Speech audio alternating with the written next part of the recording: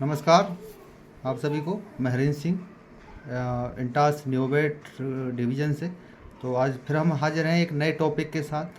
अ, जैसे कि आप देखते होंगे कि पशुओं में पॉइजन जो है एक इमरजेंसी कंडीशन हो जाती है, यानी पशु की जान पे बनाती है सर। और ये पॉइजन होता कैसे है? नॉर्मली जब किसी पशु ने कोई दूषित चारा खा लिया, दूषित पानी पी लिया, या जैसे कि शादी ब्याह का बचा हुआ कोई भी राशन, सब्जी जो ख़राब हो जाती है वो हम पशुओं को खिला देते हैं, उसकी वजह से जानवर के अंदर टॉक्सिन क्रिएट होते हैं।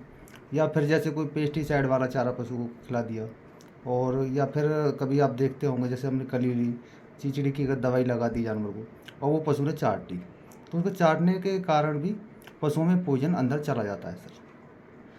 तो ये नॉर्मली जो टॉक्सिन जाने के सारी जो चीज़ें हैं वो यही होती हैं, और भी कई सारी वजह हो सकती हैं जिनके द्वारा पशुओं के अंदर पॉइजन पहुंच जाता है। तो बात करेंगे लक्षणों की। तो लक्षण इसमें क्या सो होंगे? जैसे कोई आप देखते हैं जानवर को कि डायरिया जो बंद ही नहीं हो रहा है, लंबे समय से पशु को डायरिया बना हुआ है जो बंद नहीं हो रहा, दवाई दे रहे हैं, एंटीबायोटिक्स भी दे रहे हैं, लेकिन पशु को डायरिया कंटिन्यू हो रहा है। या फिर कोई बंद ऐसा जो लग गया है जो खुल ही नहीं रहा है। नॉर्मली जो ऐसे हम ड्रिप वगैरह लगाते हैं या और भी कोई मेडिसिन देते हैं वो दे रहे हैं, लेकिन वहाँ पर बंद नहीं खुल रहा है, तो अब मान के चलिए कि वहाँ पर टॉक्सिन है जिसकी वजह से दवाई वहाँ काम नहीं कर पा रही है।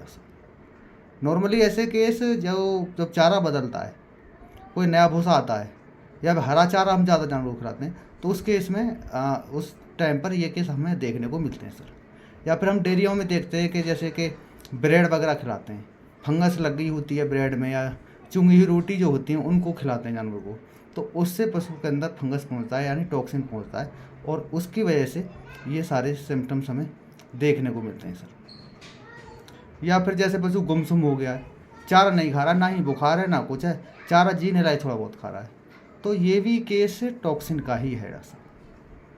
या और एक लक्षण और है आपको देखने को मिलता होगा, पशुओं को हम जब धूप में लेके गए अचानक, और धूप में जब पशु पहुंचा तो उसके शरीर पर रेडनेस आ जाएगी, या निशान दाने दाने से बन जाते हैं, यानी फोटोसिंथेसिस कंडीशन हो जाती है सर।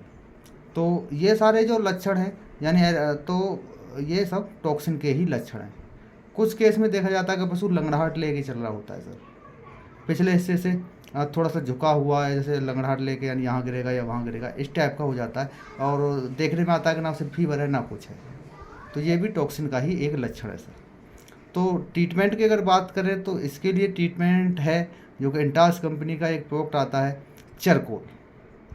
चारकोल जिसके अंदर आपको मिलेगा एक्टिवेटेड चारकोल।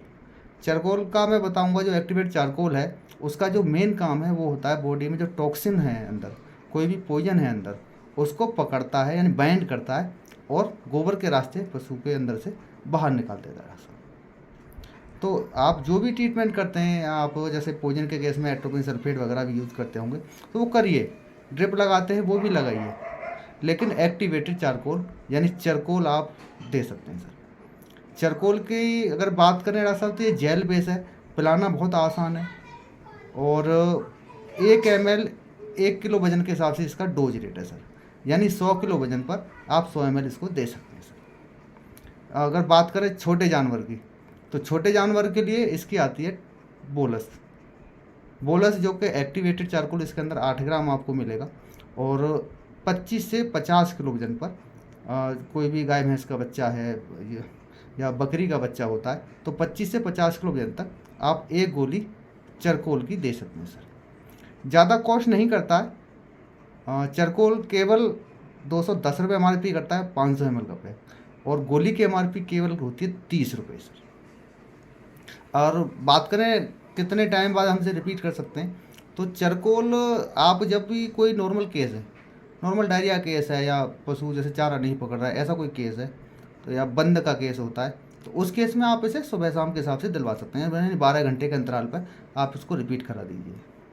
अगर किसी पशु ने डायरेक्ट पॉइजन लिया है, पेस्टिसाइड वगैरह लिया है, यूरिया वगैरह खा लिया है, या कोई डायरेक्ट अदर पॉइजन है जैसे टिक्स की दवाई चाट ली है, तो उस केस में हमें ये 6 घंटे में रिपीट कराना है सर।